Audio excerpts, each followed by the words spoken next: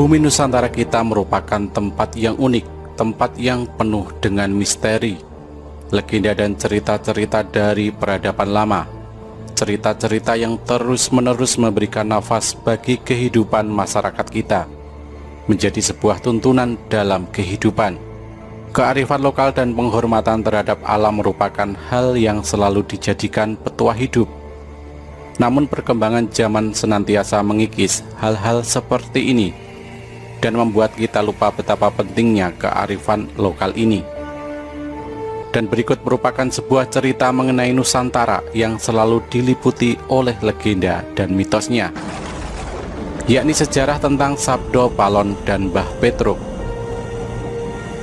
Ketika pertama Islam masuk ke tanah Jawa, tidaklah semulus yang orang sangka. Sebab tanah Jawa sudah ada manusia, juga ada bangsa jin yang menganut kepercayaan kuno. Ada yang menduga mereka adalah penganut Hindu dan Buddha, yakni agama yang pada saat itu berkembang. Namun banyak yang menduga mereka adalah penganut kepercayaan Jawa kuno. Mereka ini dipimpin oleh Sabdo Palon.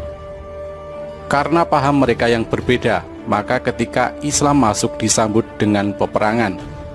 Bukan peperangan sembarang perang, namun perang mistis, perang ilmu-ilmu gaib. Sehingga tidak sedikit ulama Islam yang dikirim dari Mesir gugur dalam peperangan mistis tersebut. Dalam wadah kasar mereka tewas karena tersapu gelombang pasang, semacam tsunami dan sebagainya. Perang itu berlanjut dengan banyaknya jatuh korban di kedua belah pihak. Maka diutuslah Syekh Subakir, ulama asal Persia atau Iran yang dikenal ahli ilmu gaib dan bisa melihat bangsa jin. Dengan kedatangan Syekh Subakir, benteng pertahanan Sabdo Palon yang super ketat dapat ditembus, dan banyak bangsa jin atau manusia pengikut Sabdo Palon yang binasa. Melihat keadaan yang tidak menguntungkan itu, Sabdo Palon mengadakan gencatan senjata. Dia mengajak Syekh Subakir berunding dan menghentikan perang. Syekh Subakir menerima ajakan tersebut dengan tangan terbuka, karena dia juga melihat jalan perundingan jauh lebih baik daripada melanjutkan pertempuran yang tidak ada gunanya. Kemudian terjadilah kesepakatan antara Syekh Subakir dengan Sabdo Palon. Isi kesepakatan itu antara lain, Islam boleh berkembang atau disebarkan di tanah Jawa, tetapi tidak boleh dilakukan dengan pemaksaan. Islam harus menghormati dan menghargai budaya, adat istiadat setempat. Islam tidak boleh memaksa orang yang berbeda keyakinan untuk memeluk agama baru tersebut. Dan kalau orang Islam yang memimpin atau jadi pemimpin harus mengayomi semua orang, semua agama dan semua kepercayaan, dan menjunjung tinggi kearifan lokal. Dan sejak saat itu Sabdo Palon bersama pengikutnya termasuk Mbah Petruk Moksa. Mereka hilang dari pandangan umum dan tidak mudah dilihat oleh manusia biasa. Hanya mereka yang memiliki kelebihan dan paham ilmu gaib yang dapat melihatnya.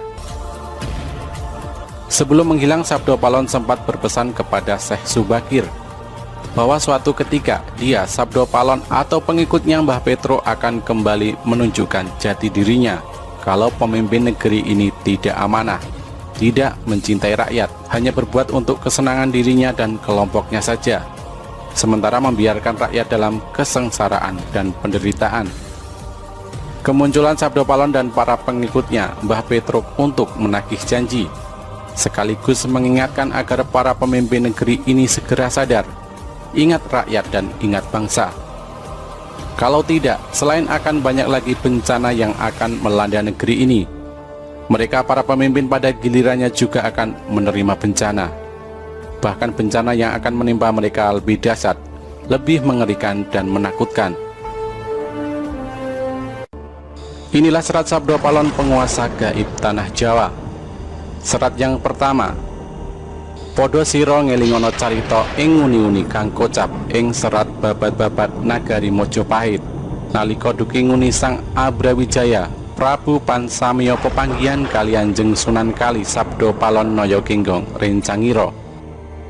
Ingatlah kalian semua akan cerita masa lalu yang tercantum di dalam babat sejarah babat negara Majapahit. Ketika itu Sang Prabu Brawijaya tengah bertemu dengan Kangjeng Sunan Kalijaga ditemani oleh Sabdo Palon dan Noyo Genggong.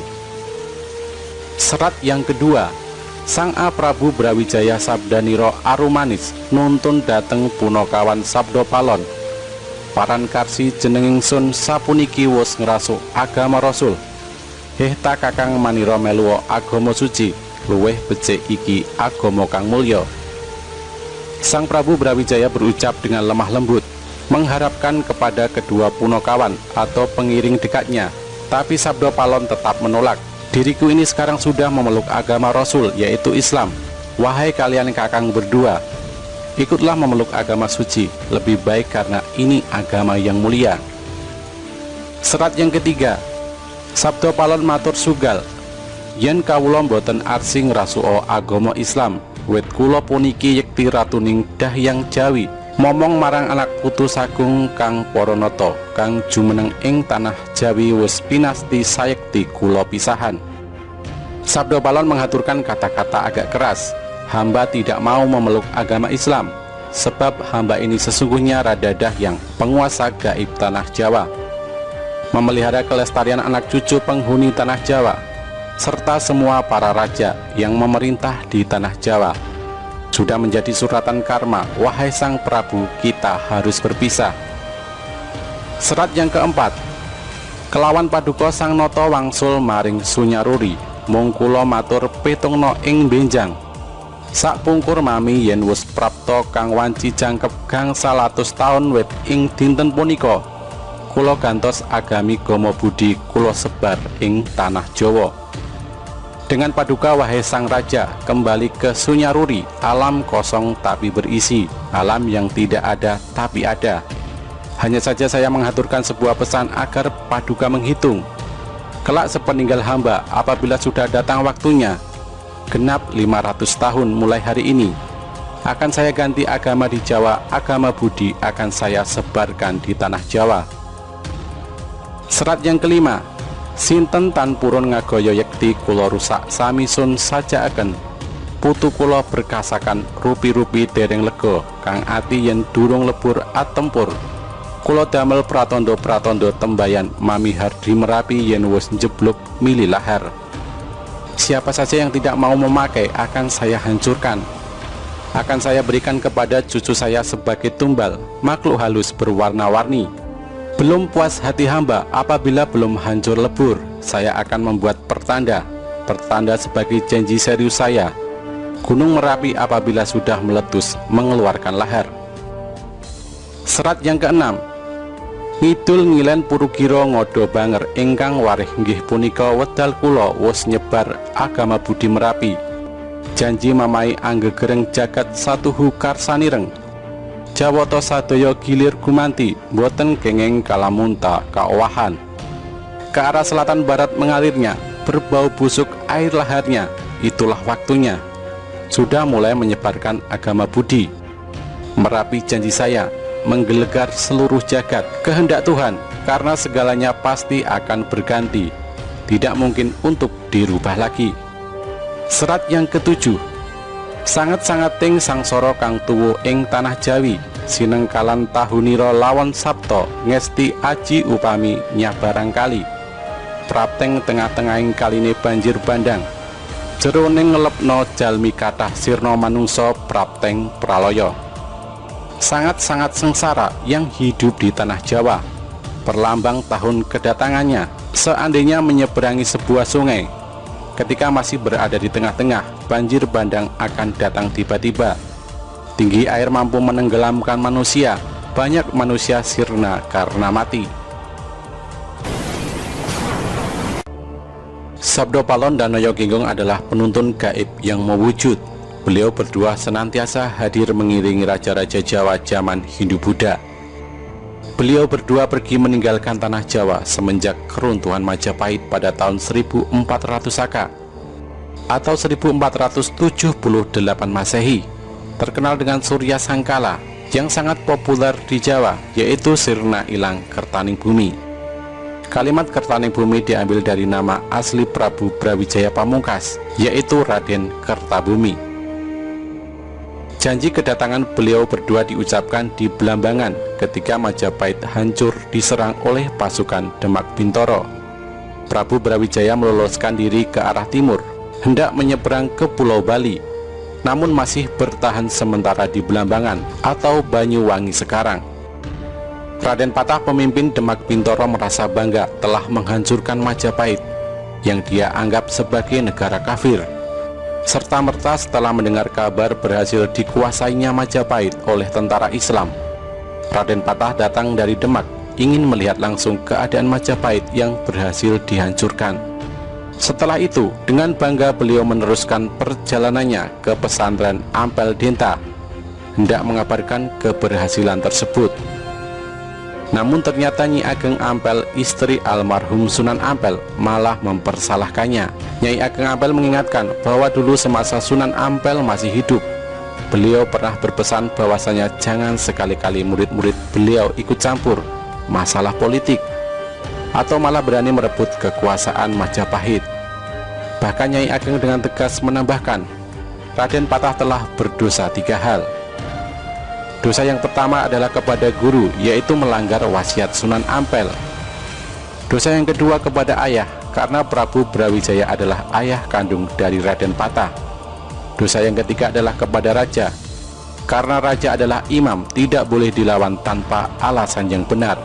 Sebab selama memerintah, Prabu Brawijaya tidak pernah melarang penyebaran agama Islam, bahkan menghadiahkan tanah Ampel Denta di daerah Surabaya sekarang sebagai tanah otonom, diizinkan untuk dipakai sebagai basis pendidikan agama bagi orang-orang muslim.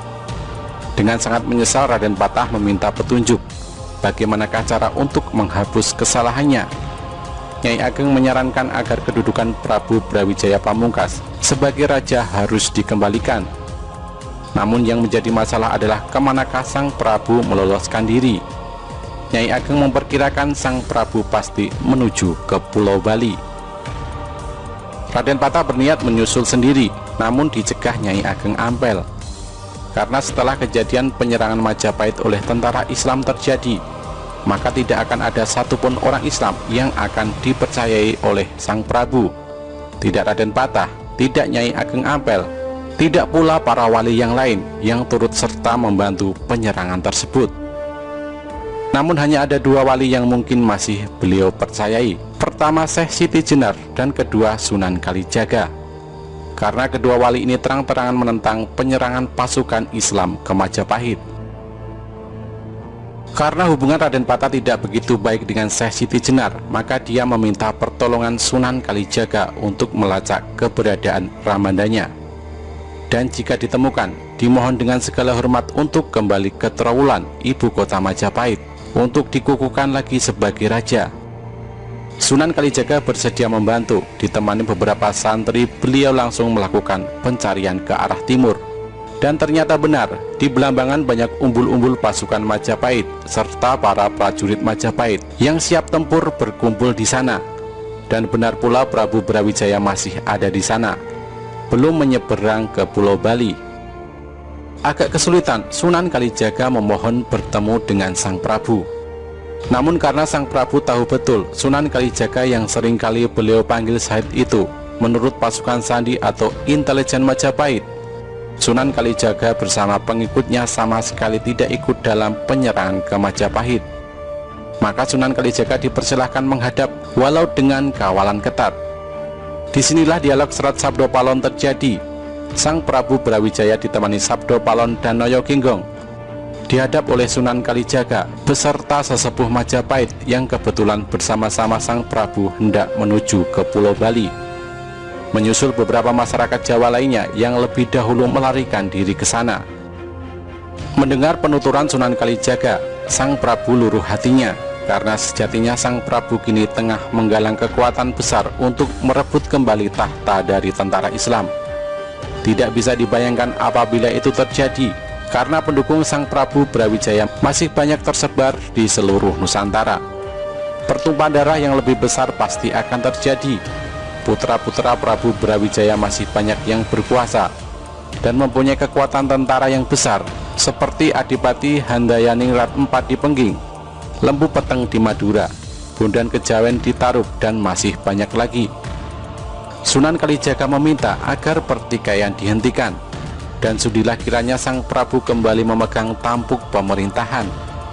Prabu Brawijaya menolak, karena jikalau itu terjadi, maka beliau akan merasa terhina oleh putra selirnya sendiri, Raden Patah, yang lahir dari putri Cina Engkian dan dibesarkan di Palembang dalam asuhan Adipati Arya Damar atau Swan Liong. Bagaimana tidak, seorang ayah harus menerima tahta dari anaknya sendiri. Memalukan. Ketika perundingan menemui jalan buntu, maka Sunan Kalijaga mengusulkan agar beliau dengan kebesaran jiwa mau memeluk Islam. Dengan demikian, seluruh pendukung beliau pasti akan meninggalkan beliau satu persatu, dan pertumpahan darah yang lebih besar lagi akan terhindar. Mendengar akan hal itu, Prabu Brawijaya tercenung. Untuk menghindari peperangan lebih besar, setidaknya usulan Sunan Kalijaga memang masuk akal. Demi perdamaian, sang Prabu mengesampingkan egonya, maka penuh dengan kebesaran hati, beliau menyatakan masuk Islam. Terkejut seluruh yang hadir, termasuk Sabdo Palon dan Noyo Ginggong, hingga terlontarlah sebuah janji seperti tercantum pada serat Sabdo Palon di atas. Sepeninggal Sabdo Palon dan Noyo Ginggong, sang Prabu pun bersedia kembali ke Trowulan, namun bukan hendak kembali menduduki tahta, akan tetapi mendamaikan seluruh kerabat Majapahit agar merelakan tahta dipegang oleh Raden Patah. Dalam perjalanan pulang inilah Sunan Kalijaga meminta bukti ketulusan sang Prabu dalam memeluk Islam. Sunan Kalijaga memohon untuk memotong rambut panjang sang Prabu dengan sebilah keris. Setelah diizinkan, Sunan Kalijaga memotong rambut beliau, tapi ternyata tidak satu helai pun terpotong. Sekali lagi Sunan Kalijaga meminta keikhlasan sang Prabu memeluk Islam, dan sekali lagi Sunan Kalijaga memotong rambut beliau. Kali ini terpotong sudah. Namun Sunan Kalijaga belum puas. Menjelang berangkat kembali ke Trowulan, Sunan Kalijaga mengambil air comberan yang berbau tidak sedap, dimasukkan ke dalam sebilah bambu. Di hadapan sang Prabu, beliau menyatakan bahwasanya apabila air comberan ini sesampainya di Trowulan, airnya berubah tidak berbau busuk. Nyata sudah sang Prabu telah lahir batin masuk Islam. Berangkatlah rombongan itu ke Trowulan. Sesampainya di Trowulan disambut dengan sukacita oleh masyarakat Trowulan. Air dalam bilah bambu dicurahkan oleh Sunan Kalijaga, dan ternyata bau busuknya hilang, bahkan airnya berubah jernih. Untuk mengingat kejadian itu, Belambangan diubah namanya menjadi Banyuwangi hingga sekarang. Tidak berapa lama di Trowulan sang Prabu jatuh sakit. Putra-putranya datang berkumpul. Melalui Sunan Kalijaga, beliau mengamanatkan agar menghentikan pertumpahan darah Hindu-Buddha dengan Islam. Biarkanlah Raden Patah bertahta sebagai raja di Jawa, walau sebenarnya keturunan dari Pengginglah yang lebih berhak. Menjelang akhir hayat beliau berpesan agar di atas pusara makam beliau jangan diberi tanda bahwasanya beliau adalah Prabu Brawijaya, Raja Majapahit terakhir. Namun tandailah dengan nama Putri Campa Anarawati, permaisuri beliau, sebab beliau merasa diperhinakan sebagaimana wanita oleh putranya sendiri. Dan penghinaan itu didukung oleh permaisurinya sendiri, Dewi Anarawati, Putri Campa yang beragama Islam. Dewi Anarawati inilah bibi dari Sunan Ampel. Dewi Anarawatilah yang menyarankan agar sang Prabu memberikan Ampel Deta kepada Sunan Ampel untuk didirikan sebuah pesantren Islam. Maka jangan heran apabila di Trowulan tidak diketemukan makam Prabu Brawijaya, melainkan Putri Campa. Padahal makam Putri Campa yang asli berada di Gresik. Begitu Majapahit diserang pasukan Islam, beliau diungsikan ke Gresik hingga beliau wafat.